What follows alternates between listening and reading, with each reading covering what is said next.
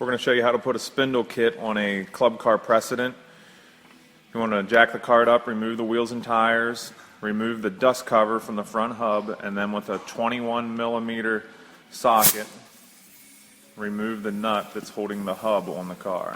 You will not be reusing this nut. The next step is removing the tie rod ends from the spindle, a 17 millimeter wrench on the top, and an 18 millimeter from underneath.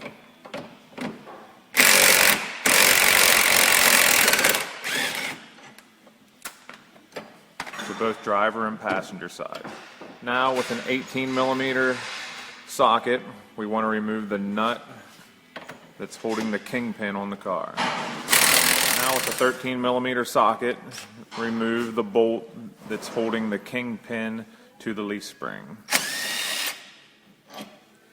And then remove the spindles from both the driver and passenger side. The next step is securely installing the steering arms to the spindles with the supplied 5/16 by 2.5 bolts. The spindles and steering arms are side specific. As you can see, this is the passenger side. The steering arm with the tie rod end hole will go to the front and then slightly towards the inside of the car. And for identification purposes, you can see all of our spindles have the part number machined right in the side of them. Once you securely tighten these, you want to take the supplied kingpins, put a little bit of high temp grease on it, and you're ready to install it on the car. Now you're ready to install the spindle assembly to the car with the supplied kingpin and supplied kingpin bolt and lock nut, and securely install the top of the kingpin with the stock nut. Now using the stock hardware, install the steering arms to the tie rod ends, or the tie rod ends to the steering arms, and securely tighten. Now install the stock hubs to the new spindle, and you're going to use the supplied slotted nut. You want to securely tighten this and use the supplied cotter pin and reinstall your dust cover and securely tighten all the bolts. Do the same steps to the driver's side, and you're done with the front assembly.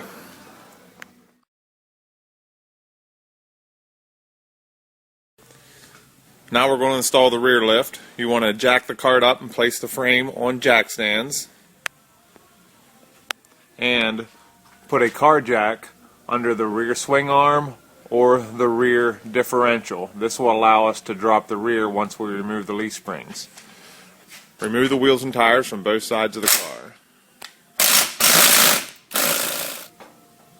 Remove the nuts that are holding the stock U-bolts to the car from both the driver and passenger side, then remove the bolts from the car. These will not be reused. Remove the nut that is holding the stock shock to the shock mount.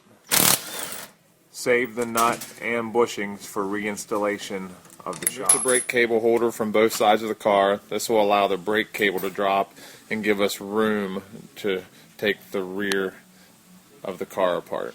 Save these for reinstallation. The next step is to jack the rear differential or rear swing arm up a little bit. This will take the weight off the leaf springs, which will make it easier for you to unattach the leaf springs.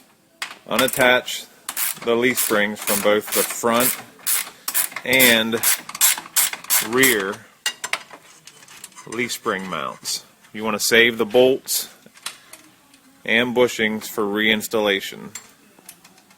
Now that the leaf springs are loose, you want to take them off the car, and we're going to loosely reinstall them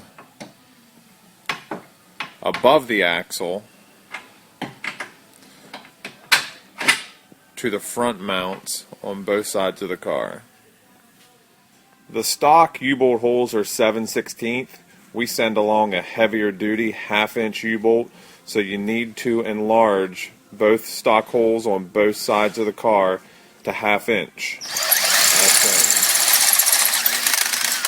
This makes the rear lift stronger. Alright, in the stock U-bolt plate, take the supplied Allen cap screw, with the Allen head up and the stock lock nut, securely tighten this to your U-bolt mount. This is going to go in the center pin of the axle and keep the rear end square. The next step, you're going to take the aluminum riser and then put it on the axle, but as you can see, there's a taller end and a shorter end. You want to make sure that the shorter end goes towards the front of the car. Place it on the axle as shown. Now, using the jack under the car, you want to raise the axle and put the center pin of the leaf spring in the center pin hole of the rear lift mount. Now that you have the rear risers on both sides of the car, take the new shock mounts with the shock mount to the inside and the back of the car. Place the center pin of the leaf spring in the shock mount, and using your stock hardware, reinstall the shock mount to the car, and the U-bolt goes down through the top shock plate as shown. Next step, take the stock brake cable plate, install with the Allen cap up into the center pin hole of the rear axle. Your U-bolt goes through the two holes that you enlarged and securely install with the provided lock nuts, and then reattach your brake cables. So do this to both sides of the cart. Using the stock bolts and bushings, reinstall the rear leaf spring to the rear leaf spring mounts. Securely tighten the both sides of the car. Now that the rear lift is completely installed, you want to double check all your bolts. They're securely tightened. Your stock shock bolts, your new 1/2-inch nuts at the bottom, your brake cables are reattached, and you got your cotter pins back in. Install your new wheels and tires, and you're done. Now, once you have the whole lift assembled front and rear, you have to set the toe of the cart. And how you do this on both the driver and passenger side, you back off the jam nut, which is a 17 millimeter, and then you put a 12 millimeter on the tie rod, which will allow you to extend the tie rod or shorten the tie rod, which will push the front of the tires in or the front of the tires out.